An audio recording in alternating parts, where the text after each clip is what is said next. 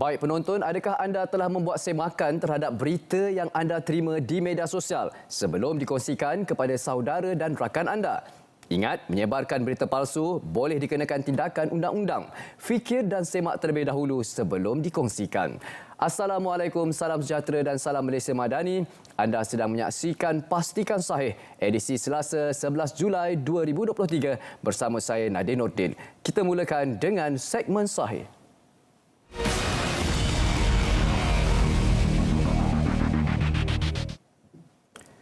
Telah kami berikan pencerahan mengenai isu ini semalam, namun ia masih disebarkan di media sosial berkenaan penjelasan cadangan pengeluaran pasca persaraan berkala KWSP. Menurut kenyataan kumpulan wang simpanan pekerja KWSP, orang ramai dinasihatkan agar berhati-hati dalam berkongsi informasi yang belum pasti kesahihannya. Menurut KWSP, tarikh kuatkuasa cadangan pengeluaran pasca persaraan berkala KWSP belum ditentukan. KWSP telah menyatakan penguatkuasaan akan melibatkan penggantian generasi. Ini bermakna kaedah ini hanya akan diguna pakai untuk ahli baharu sahaja dan masih secara sukarela untuk ahli semasa atau ahli sedia ada. Manakala mekanisme yang digunakan umpama pencen di mana kebanyakan negara lain telah beralih kepada mekanisme ini, termasuk Singapura. Segelintir negara yang masih membenarkan pengeluaran penuh turut mempunyai skim seumpama pencen di peringkat nasional. Semak dulu sebelum sebar, dapatkan informasi sahih hanya melalui media sosial dan laman sesawang rasmi KWSP. Seterusnya, benarkah KKM memperakukan produk stokin yang mampu melindungi dan meningkatkan kesihatan? Ayuh kita dapatkan penjelasan dan kepastian. Menurut kenyataan Kementerian Kesihatan Malaysia KKM mengambil perhatian serius terhadap penyebaran maklumat palsu yang tular di media sosial baru-baru ini berkaitan stokin yang mampu melindungi dan meningkatkan kesihatan. Pihak yang tidak bertanggungjawab ini telah menggunakan nama KKM dan menyatakan bahawa KKM berjanji untuk membayar balik jika ia tidak berkesan. Ini boleh mengundang kepada kekeliruan dalam kalangan masyarakat memandangkan pihak KKM tidak pernah memperakukan produk tersebut. Justeru orang ramai adalah dinasihatkan agar menghentikan sebarang perkongsian maklumat tersebut. Berhati-hati dan tidak mudah terpedaya dengan tawaran produk yang boleh menarik minat serta emosi dengan menyemak fakta dan maklumat di platform yang dipercayai. Masih lagi disebarkan oleh individu yang tidak bertanggungjawab berkenaan maklumat palsu mengenai STR tambahan sebanyak RM600. Menurut Kementerian Kewangan MOF, pihak Kementerian Kewangan menegaskan bahawa maklumat mengenai tambahan sumbangan tunai rahmah STR sebanyak RM600 adalah palsu.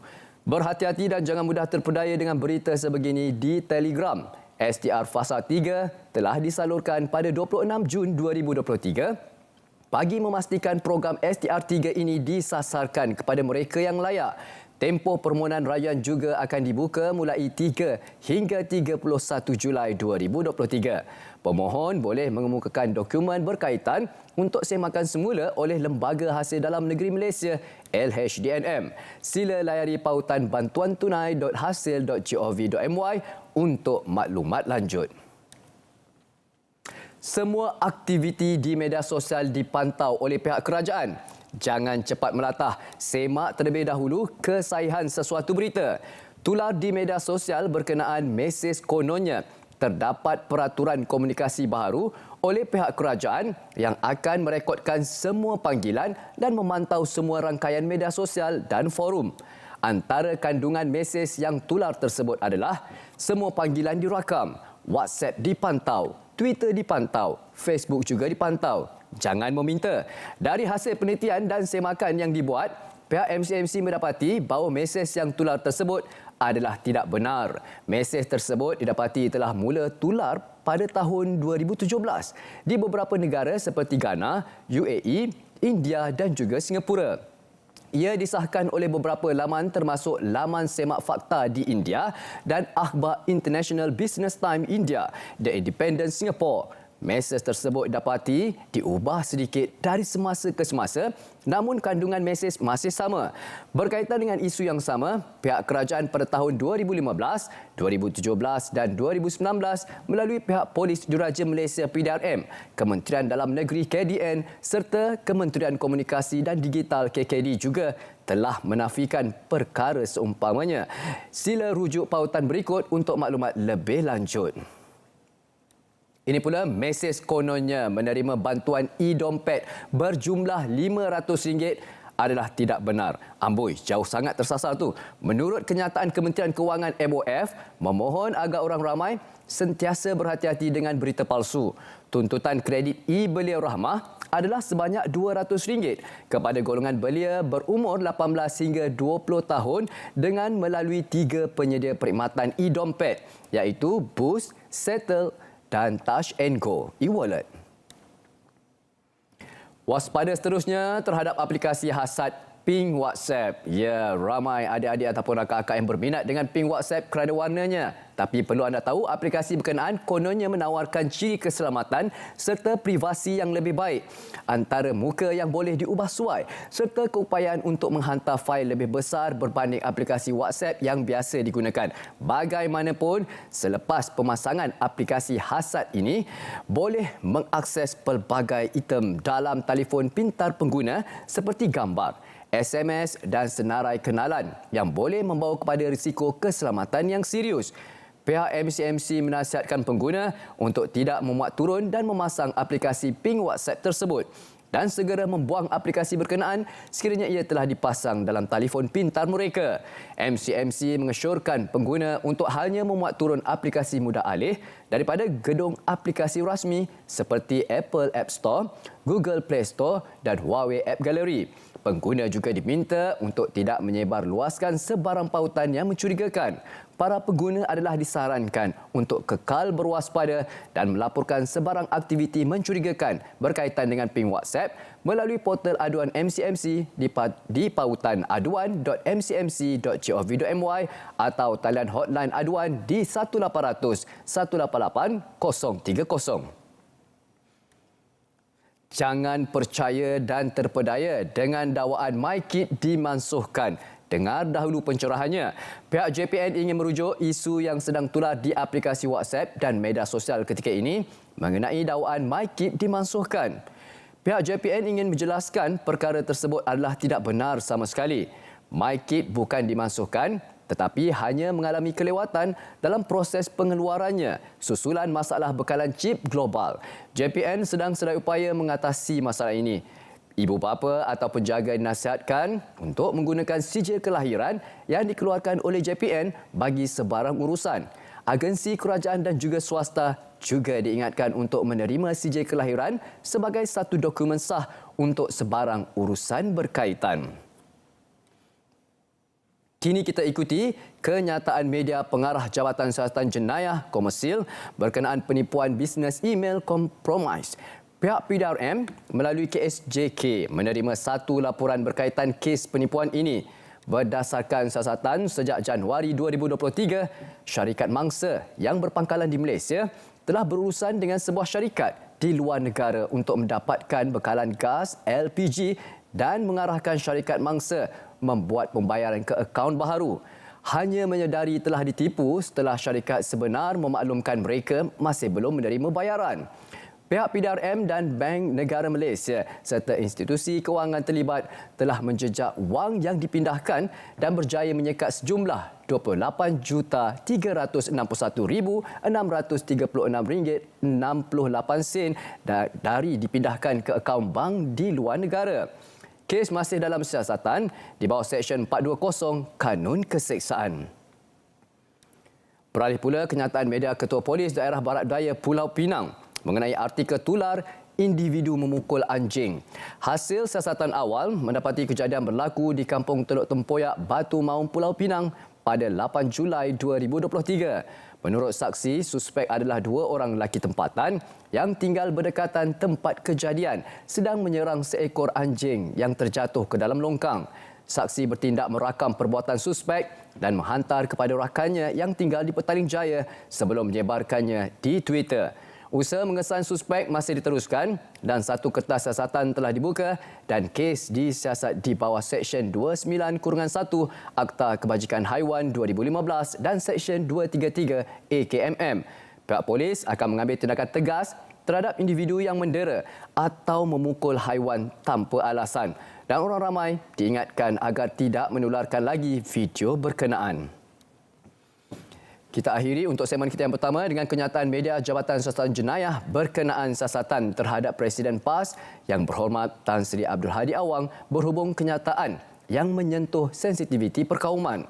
Pihak PDRM mengesahkan sedang menjalankan siasatan terhadap Presiden PAS Tan Sri Abdul Hadi Awang berhubung kenyataan yang menyentuh isu 3R, Rules, Religion, Race.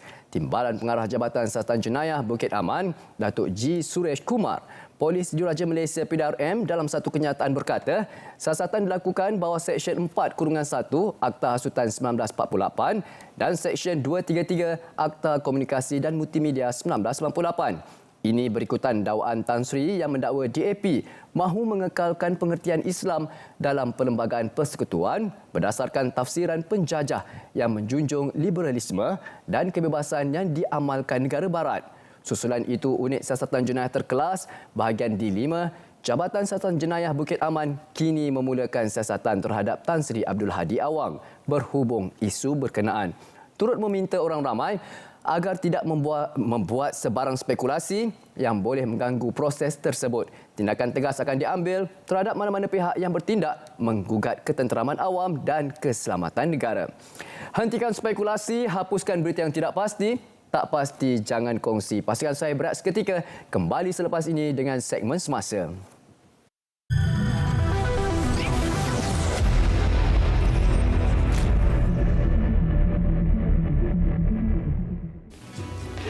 Julai 2023, genap 7 bulan Kerajaan Perpaduan mentadbir. Ini merupakan siri pertama laporan 7 bulan Kerajaan Perpaduan. Dalam siri ini, saya akan senaraikan beberapa inisiatif yang telah dilaksanakan Kerajaan Perpaduan dalam usaha membantu mengurangkan beban ekonomi rakyat. Bagi pelajar-pelajar yang menerima tajaan dari JPA, sebelum ini allowance adalah RM1,000 sebulan. Kini, RM1,100 sebulan. Untuk pelajar sekolah, sebelum ini bantuan awal persekolahan sebanyak RM100 dan kini telah meningkat menjadi RM150. Sebelum ini, pelajar sekolah dan OKU perlu bayar tiket KTMB. Sekarang ianya percuma. Sebelum ini, nak mohon kemasukan ke universiti perlu bayar UPU online sebanyak RM15. Tahun ini percuma. Sebelum ini, anak muda mendapat e-dompet sebanyak RM150 dan sekarang meningkat ke RM200. Sebelum ini, bantuan prihatin rakyat diberi sehingga RM1,800, manakala sekarang sumbangan tunai rahmah diberi sehingga RM2,500. Sebelum ini, golongan muflis seolah tiada harapan. Namun sekarang 130,000 rakyat yang muflis diberi peluang kedua. Sebelum ini, 35,000 orang guru kafar mendapat allowance sebanyak RM1,000 sebulan. Alhamdulillah, sekarang telah meningkat ke RM1,100 sebulan. Sebelum ini, Imam, Bilal, Tok Siak, Noja, Marbut, guru kafar dan guru takmir mendapat sumbangan sebanyak RM500. Sekarang meningkat ke RM600. Sebelum ini, pejabat awam mendapat bantuan Aidilfitri sebanyak RM500 dan sekarang RM700. Para pesara kerajaan sebelum ini mendapat bantuan Aidilfitri sebanyak RM250, manakala sekarang RM350. Harga internet jalur lebar sebelum ini adalah RM89 sebulan dan kini golongan B40 hanya perlu membayar RM69 sebulan dengan pakej perpaduan. Sebelum ini tiada perubatan percuma di klinik swasta dan kini diberi perubatan percuma di klinik swasta terpilih. Kalau ingin lebih lagi, boleh dapatkan insurans dan takaful rahmah serendah RM5 sebulan. Sebelum ini, tiada harga istimewa untuk makanan siap. Alhamdulillah, sekarang ada menu rahmah serendah RM5. Sebelum ini, tiada diskaun untuk barangan mentah dan harian. Sekarang, ada jualan madani, diskaun sehingga 30% barangan mentah. Sebelum ini, bantuan musim tengkujuh untuk pekebun berjumlah RM600. Dan Alhamdulillah sekarang meningkat ke RM800. Sebelum ini tiada bantuan khas Aidilfitri untuk pekebun, nelayan dan pesawah. Namun kini ada bantuan khas sebanyak RM200. Bukan itu saja, buat pertama kalinya RM60 juta duit bernas diagih kepada pesawah. Sebelum ini tiada. Sekarang pesawah mendapat tambahan RM250. Sebelum ini keuntungan bernas hanya untuk bernas. Namun kini di bawah kerajaan perpaduan 30% keuntungan bernas diberi terus kepada pesawah. Ini tidak termasuk bantuan bulanan RM200 sebulan selama 3 bulan serta subsidi dan insentif harga padi, baja padi dan padi huma. Itu antara inisiatif kerajaan perpaduan yang berjaya dicapai hanya dalam tempoh 7 bulan pertama pentadbiran. InsyaAllah, kerajaan perpaduan akan terus memastikan rakyat Malaysia mendapat lebih banyak manfaat menerusi inisiatif-inisiatif yang bakal diumumkan kelak.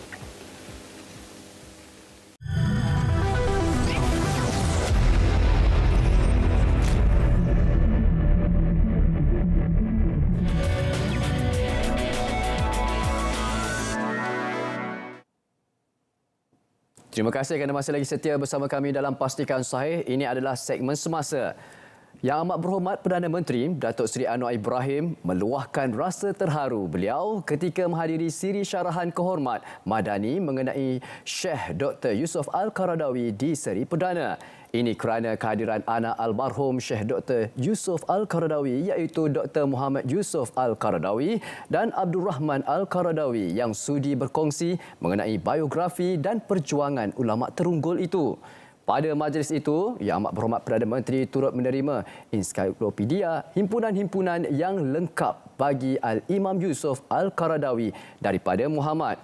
Ensiklopedia itu menghimpunkan karya-karya Allahyarham dalam bidang akidah, fiqh, ilmu agama, fatwa-fatwa, tasawuf, tafsir, hadis, sejarah, pemikiran dan kutbah. Sementara itu, menerusi perkongsian Facebooknya, Yang Amat Berhormat Perdana Menteri menyatakan pintu persahabatan bersama ulama itu telah terjalin sejak awal 70-an lagi. Jika kita berbeza pandangan politik sekalipun, sebaiknya perbezaan itu ditangani dengan akhlak yang baik. Ini adalah kata-kata daripada Timbalan Perdana Menteri Datuk Seri Ahmad Zahid Hamidi berhubung kenyataan pengerusi DAP Lim Guang Eng berkaitan gelombang hijau. Beliau berkata, dakwaan yang menyatakan Guang Eng sengaja membangkitkan isu agama, raja dan kaum 3R biar dirungkai dengan penuh hemah dan mengikut perundangan. Bagaimanapun, Guang Eng menerusi perkongsian di Facebooknya pada 8 Julai menafikan pengeluaran kenyataan berhubung dakwaan gelombang hijau bakal memusnahkan tokong dan menafikan hak agama di Pulau Pinang. Mengulas selanjut, Ahmad Zaid berkata semua pihak seharusnya mengelakkan memfitnah antara satu sama lain dalam berpolitik. Terdahulu, Bukit Aman mengesahkan sedang menjalankan siasatan terhadap Guang Eng berhubung kenyataannya yang menyentuh isu 3R berikutan menerima beberapa laporan polis berhubung kenyataan itu. Kementerian Komunikasi dan Digital KKD sedang merangka satu program bagi memperingati jasa bekas Timbalan Perdana Menteri Allahyarham Tun Dr. Ismail Abdul Rahman sempena sambutan Bulan Kebangsaan tahun ini. Menteri Berkenaan Yang Berhormat Fahmi Fadzil berkata, program itu yang akan dilaksanakan di Kelab Sultan Sulaiman pada 2 Ogos ini bertujuan mendidik generasi muda mengenai sumbangan negarawan itu dalam membangunkan negara ini. Mengenai tema Bulan Kebangsaan tahun ini iaitu Tekad Perpaduan, Penuhi Harapan, Yang Berhormat Fahmi Fadzil berkata, isu perpaduan dan kestabilan merupakan perkara yang amat penting untuk diketengahkan bagi melahirkan masyarakat yang bersatu hati. Pelbagai program menarik akan disajikan kepada rakyat sempena pelancaran Bulan Kebangsaan dan kibar jalur gemilang di Bulatan Azlan Shah Meru Raya Ipoh Perak pada 16 Julai ini.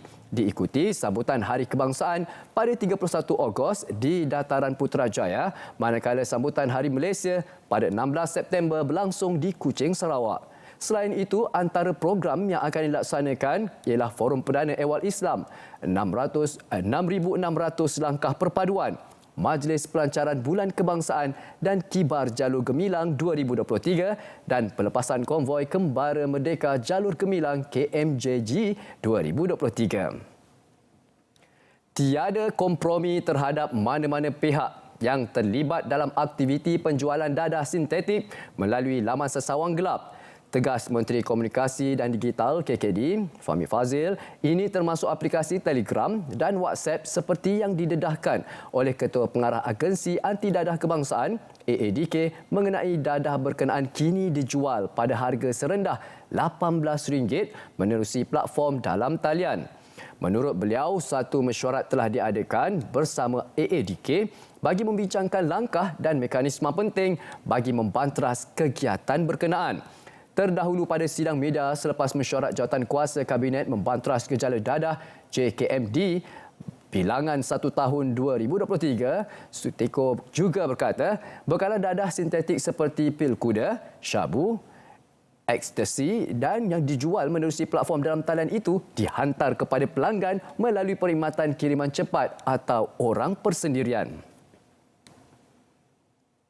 Kementerian Pendidikan Tinggi KPT telah mengemukakan permohonan peruntukan kepada Kementerian Kewangan bagi menaik taraf rangkaian Wi-Fi semua universiti awam di negara ini.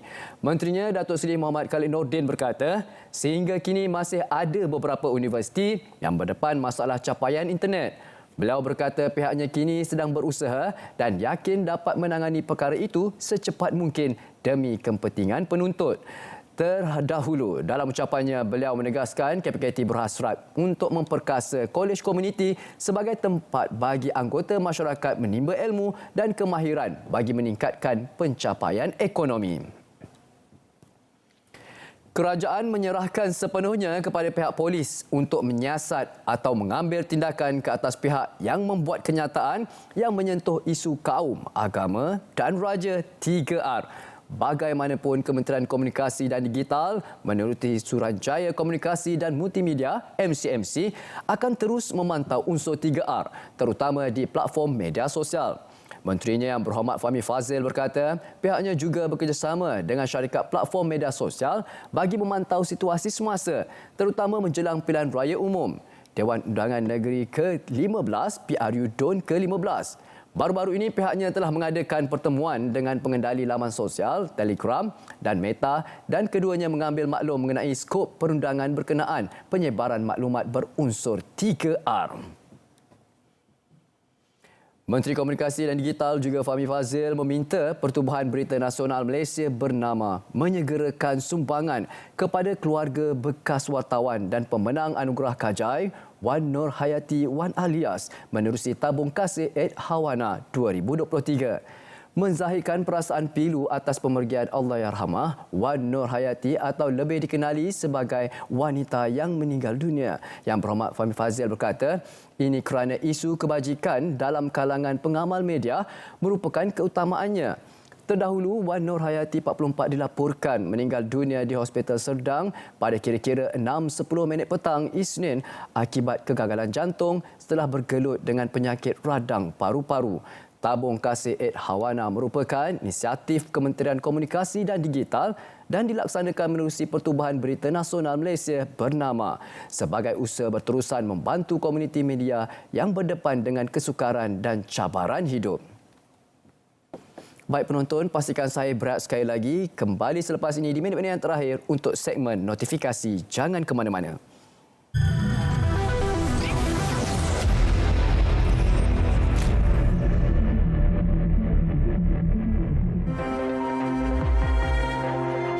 Bila kita ambil alih, tanggungan subsidi elektrik terlalu tinggi.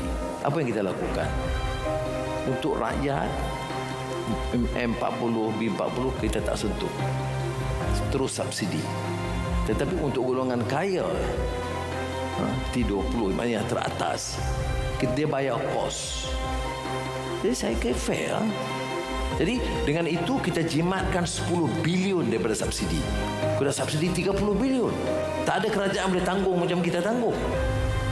Satu lagi yang haji. Yang saya tarik ini bukan untuk rakyat umum. Saya kata orang kaya, ya, gaji RM10,000, RM50,000 sebulan. Tak payahlah tabung haji subsidi. Kerana tanggungan kepada kerajaan berat. Kalau ini semua boleh dikawal, maka kos pendidikan pelajar kita minimalkan.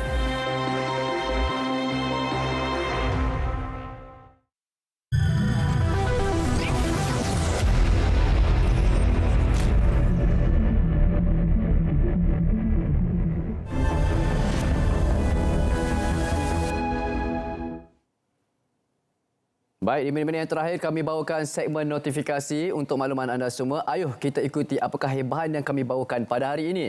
Kita mulakan dengan hebahan naratif khas. Jangan lupa saksikan pada malam ini dengan topik yang dibawa adalah memperkasa keselamatan komuniti.